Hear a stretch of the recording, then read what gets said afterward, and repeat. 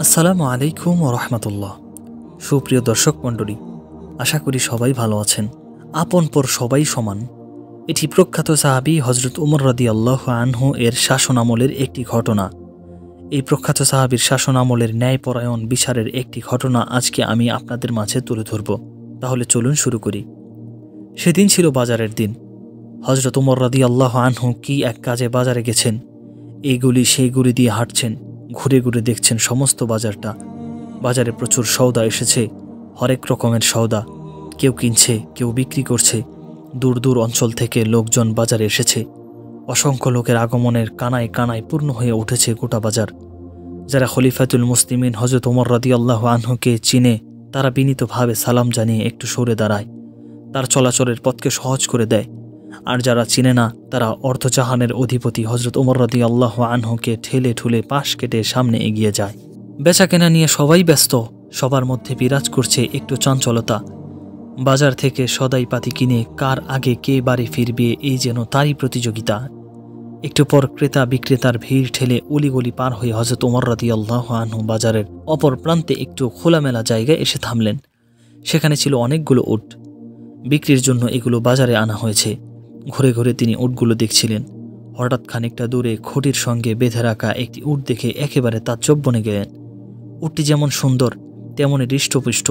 উচ্চতার পরিমাণও অন্যগুলোর তুলনায় অনেক বেশি। এমন মোটা সোটা স্বাস্থ্যবান উট দেখে খুবই খুশি হলেন তিনি। মনে মনে বললেন, বাজারের সবগুলো উটই যদি এমন মোটা তাজা হতো, সবাই যদি এমনই ভাবে গৃহপালিত পশুর যত্ন নিত। এতক্ষণ তিনি দূর থেকে উটটি দেখছিলেন। এবার এক পা দু পা করে এগিয়ে গেলেন সেই উটটির কাছে। তারপর উটের রশি হাতে নিয়ে দাঁড়িয়ে থাকা লোকটিকে জিজ্ঞেস করলেন, এ উটটি কার? এটি কি বিক্রি হয়ে গেছে? লোকটি কার সঙ্গে কথা বলছে, কতটুকু তার মর্যাদা, কি পরিমাণ তার প্রভাব প্রতিপত্তি, সেটা তা মোটেও জানত না। তাই সে ওমর রাদিয়াল্লাহু আনহুকেও একজন ক্রেতা বলে ভাবল। বলল, না, এখনও বিক্রি হয়নি, দাম দর চলছে। আপনার কি তা পছন্দ হয়েছে? কথাগুলো একশ্বাসে বলে একটু দূরে দাঁড়িয়ে থাকা একটি লোককে দেখিয়ে বলল, উনি হলেন এই উটের মালিক। উটের মালিকের দিকে তাকাতেই হযরত ওমর রাদিয়াল্লাহু আনহু একেবারে থ হয়ে গেলেন। এ যে তারই পুত্র আব্দুল্লাহ, মাথা নিচু করে চুপটি মেরে দাঁড়িয়ে আছে। এ সময় হযরত ওমর রাদিয়াল্লাহু আনহু এর সুন্দর দীপ্ত মুখমণ্ডলে চিন্তার সুস্পষ্ট সাপ উঠে উঠল। ভাবতে লাগলেন, আব্দুল্লাহ উট পেল কোথায়? তার উট এত মোটা তাজা হলো কি করে? ঘাস খাওয়ানোর জন্য চারণভূমি বা পেল কোথায়? হযরত ওমর রাদিয়াল্লাহু আনহু এইসবের কিছুই বুঝে উঠতে পারলেন না। শুধু একরাশ প্রশ্ন এসে তার মনের কোণে ভিড় জমাতে লাগলো। খানিক পর পুত্র আব্দুল্লাহ নত মস্তকে এসে পিতার সামনে দাঁড়ালেন। হযরত ওমর রাদিয়াল্লাহু আনহু বললেন, আব্দুল্লাহ, ঠিক করে বলো তো, আসলে এই উটটি কার? এটি আমারই।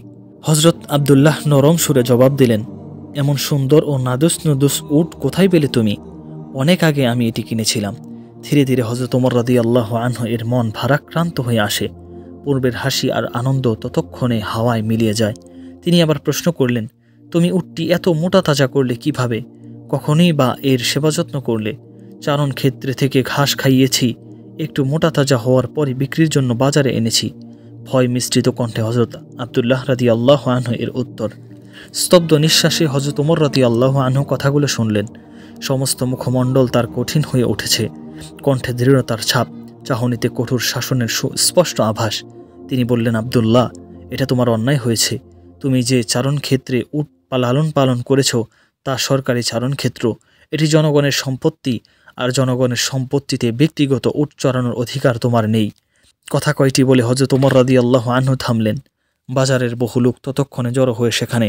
সবাই মুখ চাওয়াচাওয়া করে, বিস্ময় বিস্ফারিত চোখে খলিফার কথাগুলো শুনে, কিন্তু মুখ খুলে ভালো মন্দ দু কথা বলার সাহস পায় না। খলিফাপুত্র আব্দুল্লাহ সবার মাঝখানে দাঁড়িয়ে আছেন। লজ্জায় তার নাক মুখ লাল হয়ে গেছে। করুণ কাতর আঁখি দুটি তুলে ধরেন খলিফার মুখে। কিছুক্ষণ থেমে হযরত ওমর রাদিয়াল্লাহু আনহু আবার বলতে শুরু করলেন, আব্দুল্লাহ, উটটি মোটা তাজা বলে বেশ চড়া দামে বিক্রি হবে। উটের দাম তুমি পাবে ঠিক, কিন্তু বাড়তি মুনাফা যাবে বাইতুল মাল তথা সরকারি কোষাগারে। কারণ তুমি সরকারি চারণভূমির সতেজ ঘাস খাইয়েই একে এমন স্বাস্থ্যবান ও হৃষ্টপুষ্ট করে তুলেছ। হযরত আব্দুল্লাহ রাদিয়াল্লাহু আনহু নিজের ভুল বুঝতে পারেন। নীরবে ঠায় দাঁড়িয়ে থাকেন। পিতার কথা শেষ হলে মাথা নেড়ে সম্মতি জানান। উপস্থিত জনতা হযরত ওমর রাদিয়াল্লাহু আনহু এর আচরণে খুবই মুগ্ধ হয়। নিজেরা বলাবলি করে, খলিফার মতো খলিফাই বটে, নইলে নিজের ছেলেকে কেউ এইভাবে শাসন করতে পারে? একজন বলে উঠল, দেশের শাসক এমনই হওয়া চাই। খলিফা ঠিক কাজটিই করেছেন। হোক না আবদুল্লাহ নিজের ছেলে, তাই বলে তো সরকারি সম্পদ ব্যক্তিগত কাজে ব্যবহার করা যায় না। সরকারি সম্পদের এমন অপব্যবহার খলিফা সইবেন কেন? আরেকজন বলল, তোমরা তো কেবল খলিফার প্রশংসায় পঞ্চমুখ। আবদুল্লাহর ব্যাপারটি একটু খেয়াল করেছ না?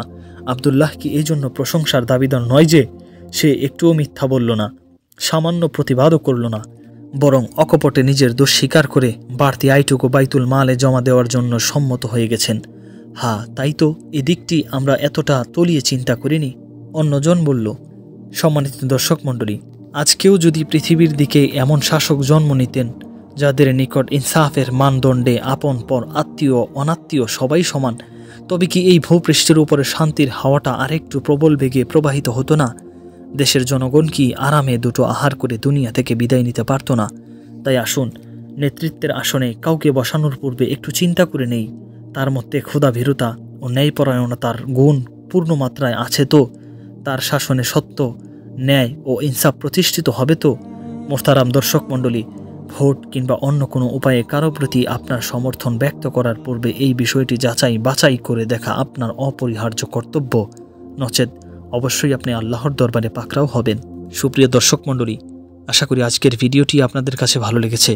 ভিডিওটি ভালো লাগলে লাইক, কমেন্ট, শেয়ার এবং সাবস্ক্রাইব করতে ভুলবেন না। অবশ্যই আপনার মূল্যবান মতামত কমেন্টে জানাবেন। ধন্যবাদ।